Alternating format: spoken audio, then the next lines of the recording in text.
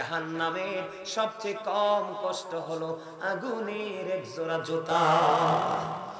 কি কথা কন না কেন? আগুনের এক জোড়া জুতা। ওই আগুন কেমন জানেননি? জানেন না, জানেন না ওই আগুন কেমন। উক্ত রাবি থেকে বন্ধু হাদিস খানা বর্ণিত, আমার নবীজি বলেছে পৃথিবীর মানুষগুলো এত অন্যায় করবে, এত অপরাধ করবে, এত পাপে তাদের আমলনাম এত ভারী হবে রে। আমার আল্লাহ বলতেছে, আমার নবীজি জানিয়ে দিয়েছে, আল্লাহ 1000 বছর জাহান্নামের আগুনকে তাপ দিছে। কত হাজার? 1000 বছর তাপ দিয়েছে রে। আগুনের রং হলো বন্ধু লাল। আমার আল্লাহ কয় না না, এই আগুনে তো হবে না, পাপীদের জন্য এটাকে আরো পাওয়ারফুল করতে হবে।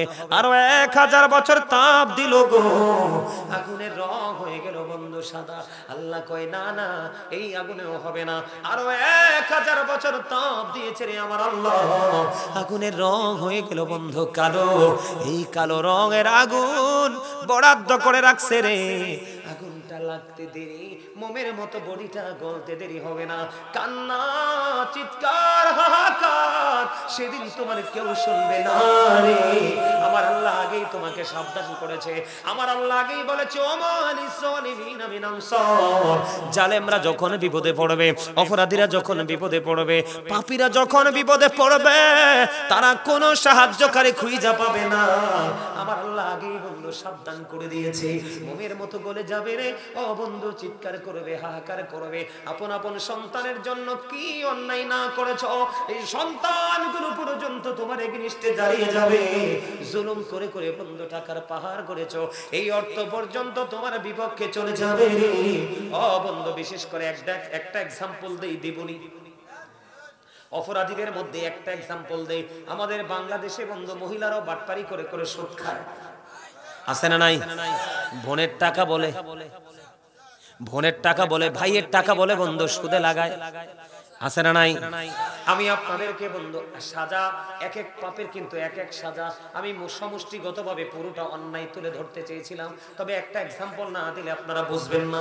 আমার নবী যখন মেরাজে গেলেন, মেরাজে আমার নবী গিয়ে জান্নাত দেখলেন, জাহান্নাম দেখলেন। জাহান্নামের দিকে তাকিয়ে দেখলেন শুধু নারীর সংখ্যা বেশি, আর ধনী ধনী লোকের সংখ্যা বেশি। আর জান্নাতের দিকে নজর দিয়ে নবীজি চাইয়া দেখলেন, জান্নাতের দিকে নজর দিয়ে চাইয়া দেখলেন বন্ধু, জান্নাতের দিকে নজর দিয়ে চাইয়া দেখলেন জান্নাতের মধ্যে গরিব মানুষ আর বন্ধু পুরুষ বেশি। সুবহানাল্লাহ কন্যা কেন? কার মতো? এটা কিন্তু বাংলা বই থেকে কালেক্ট হাদিস শরীফ। কি করো? নতুন পরের মতো ঘুমিয়ে যাও, কতক্ষণ, কতদিন, কত সময় ঘুমাবো। এবার ওই ফেরেশতারা একটা ডাক দিয়ে বলবে, তুমি ওই পর্যন্ত ঘুমাবে যেই পর্যন্ত না তোমার আপন প্রিয়জন তোমাকে না ডাকবে। জোরে জোরে বলুন সুবহানাল্লাহ। বন্ধু, মুমিনের কবরে কিন্তু ফয়সালা হয়ে গেল, তার কবরটা কিন্তু জান্নাত হয়ে গেল, দৈর্ঘ্যে এবং প্রস্থে 70 গুণ প্রশস্ত হয়ে গেল। এবার বন্ধু মুনাফিকের কবর, এবার যখন মুনাফিকের কবরে যাবে, খেয়াল করেন এই মানুষগুলো কিন্তু আপনার আমার মধ্যেও আছে, কথা বল না কেন?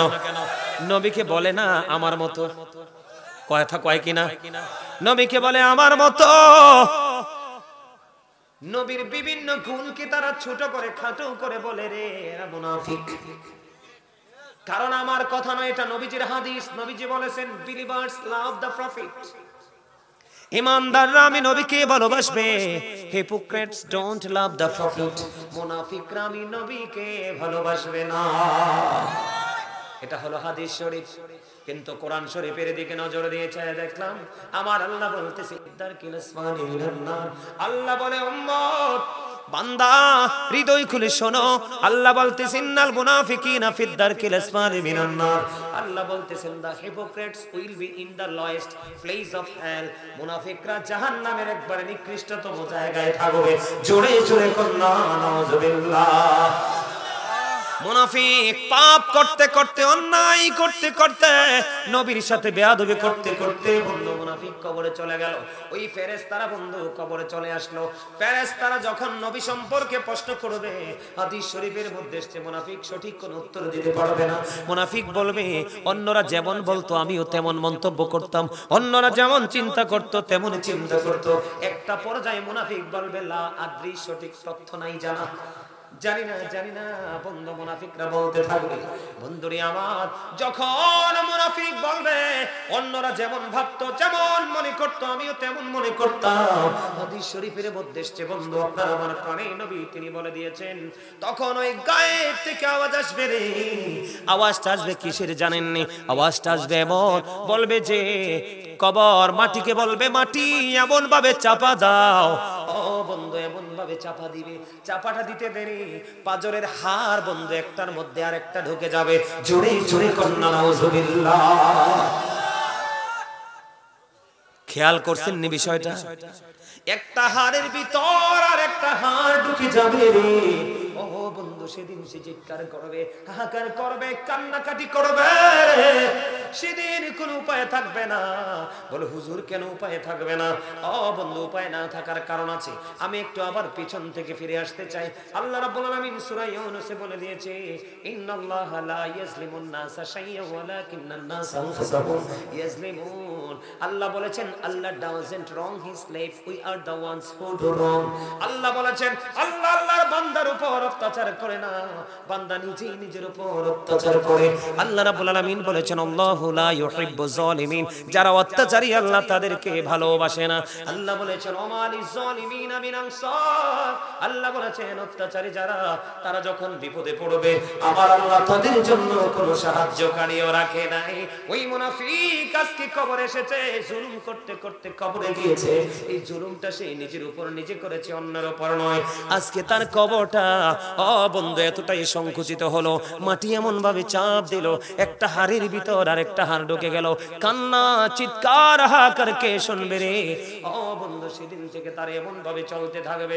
তবে আমি আপনাদেরকে বলি মুনাফিক চাইবে কবর থেকে বের হইতে, সাদা থেকে বাঁচতে, কিন্তু বন্ধু বাঁচার কোনো রাস্তা নাই। আর একটু শুনেন আমার দিকে তাকান, বাঁচবে না। এই কারণে আল্লাহ বলেছেন ইন্না বাতশা রাব্বিকা লাশাদীদ। আল্লাহ বলেছেন the seizing of Allah is difficult. আল্লাহর ধরা বড় শক্ত, ধরা পাকড়াও বড় শক্ত পাকড়াও। আল্লাহ ওই বান্দাগুলোকে খুব শক্ত করে ধরবে রে। আল্লাহ বলেছেন ইন্নাল্লাহা সারিউল হিসাব, Allah is quick to take account. Allah হিসাব গ্রহণে অত্যন্ত তৎপর। জোরে জোরে কোন আল্লাহু আকবার। মুনাফিক কবরের মধ্যে বন্ধু বিপদে পড়ে গেল। সবচেয়ে বড় দুঃখজনক, সবচেয়ে বড় ভাবার জায়গা যেটা, আমার দিকে খেয়াল করেন, তার কষ্টের কিন্তু কোনো সীমা থাকবে না। যোগের পর যোগ বন্ধু এমনি ভাবে সাজাবহাল থাকবে। আল্লাহ বলে দিয়েছে লা ইয়ামুতু, যতই কষ্ট পাও, যতই যন্ত্রণা পাও, যতই দুঃখ তুমি ভোগ করো, আল্লাহ বলেছেন লা ইয়ামুতু, people will not die that day. সেদিন মানুষগুলো মরতে পারবে না। আল্লাহ বলেছেন ফিহা ওয়ালা ইয়াহইয়া, people will not be able to live that day। সেদিন মানুষগুলো বন্ধু বাঁচতেও পারবে না। আল্লাহ বলেছেন ওমা human হাবিয়ু গায়িবিন, people will not be able to escape that day। সেদিন মানুষ সেখান থেকে পালাইতেও পারবে না। জোরে জোরে কন্না নাউজুবিল্লাহ। কি বুঝলেন? উপায় আসেনি? কথা বলেন না, উপায় আসেনি? আপনি জিফুতের জন্য, বিবি বাল বাচ্চার জন্য তো জীবন কুরবানি করে দিয়েছেন। আল্লাহর গোলামি করেন নাই, নবীর প্রেমে সাগরে সাঁতার কাটতে জানেন নাই। কোরআন শরীফের 19 পারা সূরা শুআরা 88 নম্বর আয়াতে আল্লাহ একবার স্পষ্ট করে বলে দিয়েছে কাল কিয়ামতের দিন আপনার সন্তান সন্ততি ধন সম্পদ একটাও কোনো কাজে আসবে না। তো কি করবেন সেদিন? উপায় আছে? আর জোরে বলেন আছে? বন্ধু আবার দিকে তাকান, এবার মুনাফিকের কবর চলে গেল। এবার বেঈমান বন্ধু মরার পরে তারা তো ফুরাই ফালাই কি করে? তা তো মনে করে অস্তিত্ব খুঁজে পাওয়া যায় না। খ্রিস্টানরা বন্ধু দাফন করে, তারা তো মনে করে আর অস্তিত্ব খুঁজে পাওয়া যাবে না। কিন্তু বন্ধু বেঈমান কাফিরকে প্রশ্ন করতে দেরি রে, একটাই শব্দ থাকবে লা আদ্রি লা আদ্রি লা আদ্রি। কিছুই জানে না, কিছুই বোঝে না বন্ধু, তারা বলতে থাকবে। কিন্তু তাদের ওই ওখানে যাওয়ার পরে বন্ধু বেঈমান কাফেরের জন্য 99টা সাপ বন্ধু বরাদ্দ আছে। কয়টা সাপ?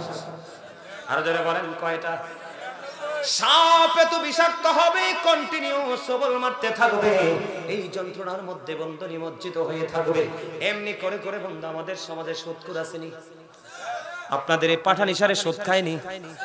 আছে? ওমা ওজনে কম দেয়নি, বাবা মার কলিজায় আগুন দেয়নি, লাঙ্গলের মাথা দিয়ে ক্ষেতের আইল ভাঙেনি। কথা কয় না কেন? ভাঙে, জোর করে মানুষের জায়গা দখল করেনি। শীতের বৃষ্টির দিনে ছাগলকে মাঠে চড়াইতে পারে না, আরেকজনের গাছের কাঁঠালের ডাল কাটেনি। কথা বলেন, কাটেনি? ও বন্ধু, কোন দিকে আমি তোমাদেরকে নিয়ে আলোচনা করব?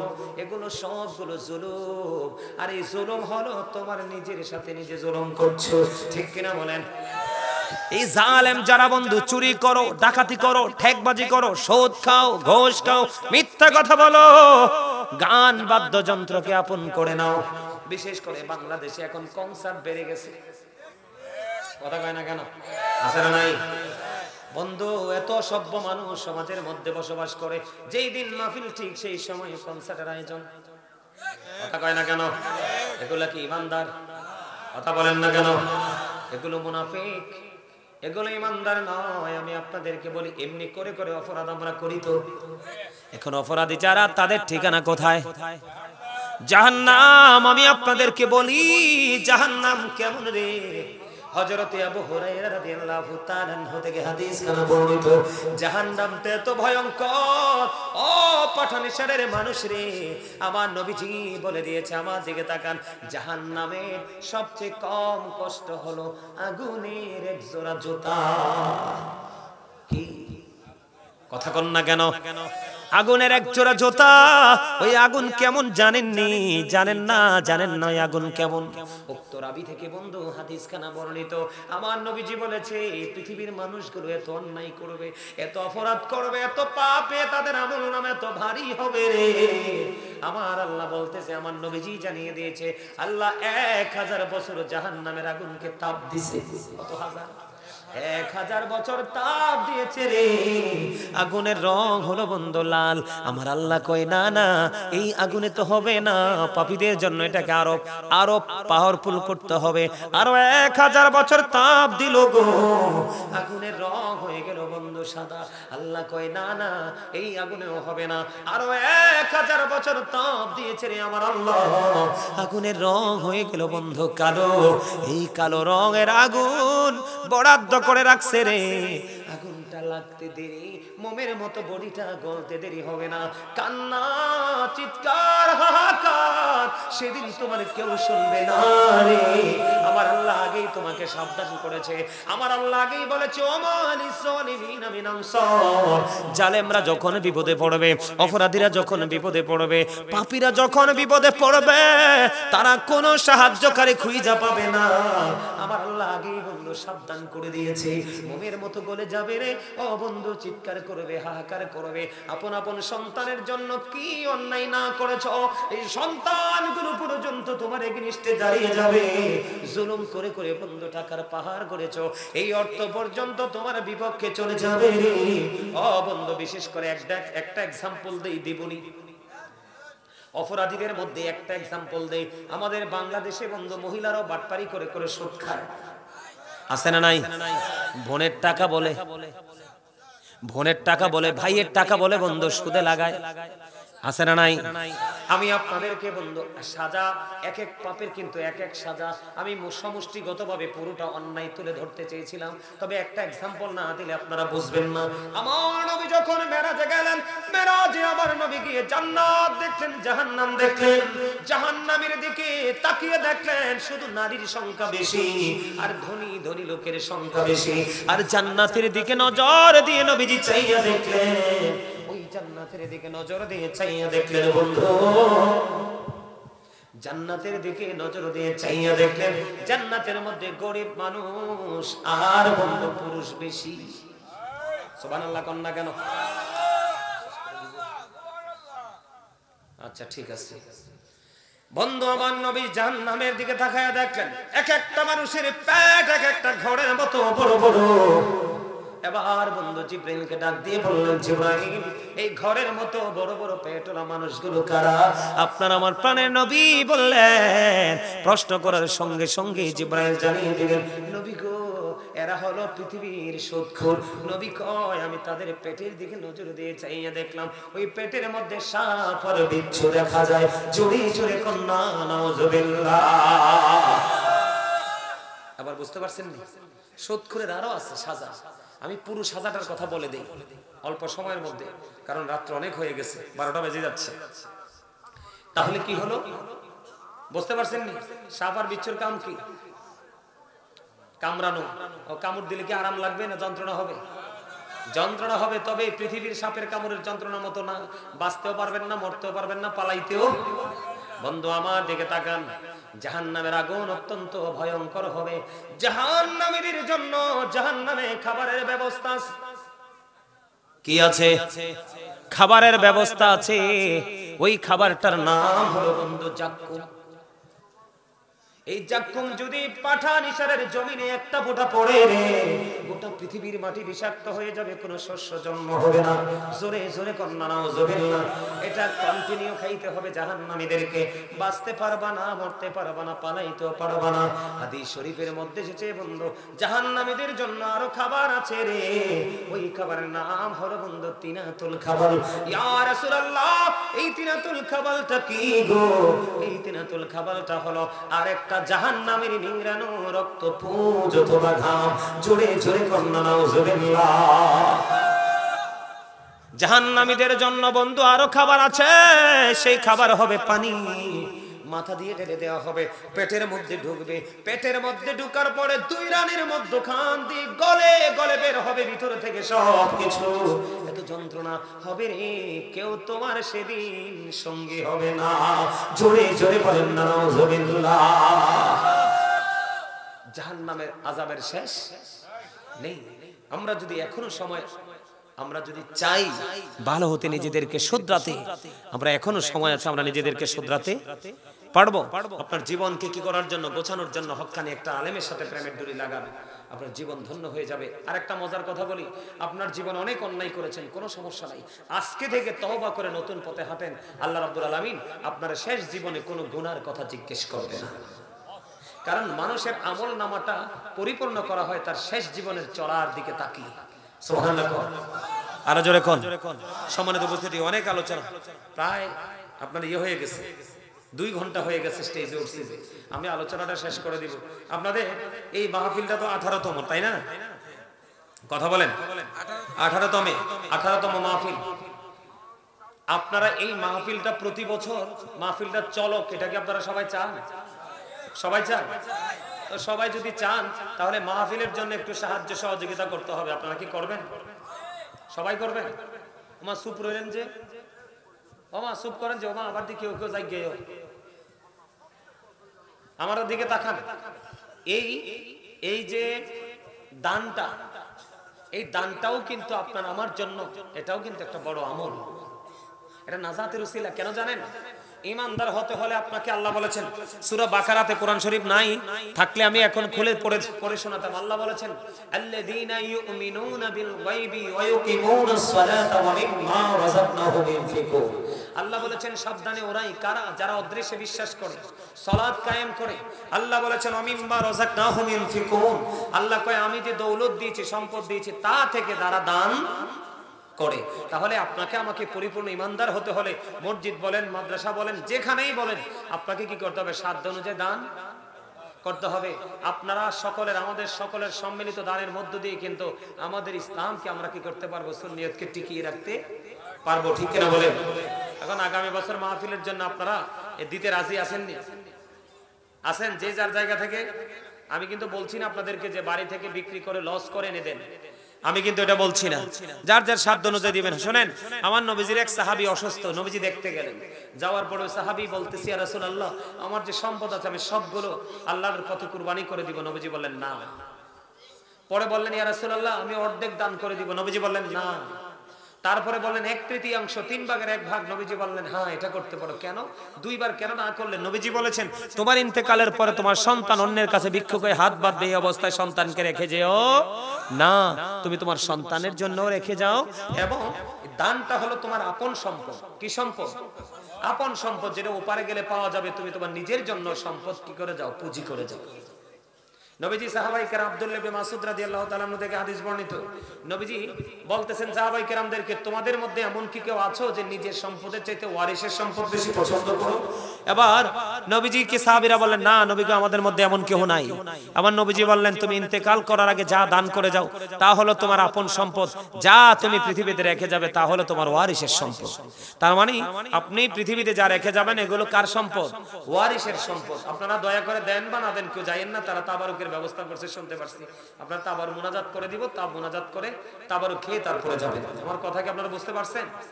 তার মানে আপনি 1 টাকা দেন 2 টাকা দেন, এই দানটা হবে ওপারে আপনার আপন সম্পদ। আর যেটা আপনি পৃথিবীতে রেখে যাবেন তাহলে কি হবে? এটা আপনার ওয়ারিসের সম্পদ। আপনার সন্তান চাইলে আপনার জন্য দান করতেও পারে, নাও করতে পারে, কিন্তু বুদ্ধিমান মানুষের কাজ হলো যাওয়ার আগেই পুঁজিটা করে যাও। ঠিক না? হ্যাঁ, আগামী বছর, এই বছর যিনি পোস্টার দিয়েছেন মুশাহিদ মিয়া কই? এই উনি আজকে এই মাহফিলে যিনি পোস্টারটা দিয়েছেন মুশাহিদ ভাই, তিনি আগামী বছর এই মাহফিলের পোস্টারটা দিবেন। জোরে জোরে কান মারহাবা। আল্লাহ কবুল করুন, মঞ্জুর করুন। দানের খবর তুমি সোনার মদিনায় পৌঁছে দাও। এই দানের উসিলায় জীবনের গুনাহগুলো মাফ করে দাও। আল্লাহ মেহেরবানি করে এই দানের উসিলায় তাদেরকে তোমার প্রিয় বলে তুমি কবুল করে নাও। কবরবাসীর কবর আযাব তুমি বন্ধ করে দাও। জোরে জোরে কান আমিন। আমিন আমিন। দেন এই তো মাহফিলের এগুলো তো সুন্দর, এগুলাই সৌন্দর্য। একজনে, দুইজনে, তিনজনে মিলে প্যান্ডেল আছে, মাইক আছে, তাবারুক আছে। আপনারা কে কি দিবেন বলেন? একজন তো পাইলাম মুশাহিদ ভাই, আগামী বছর পোস্টারটা দিবে নিজেদের স্বেচ্ছায়, যার যার ইচ্ছা মতো। এখানে কোনো জোর নাই।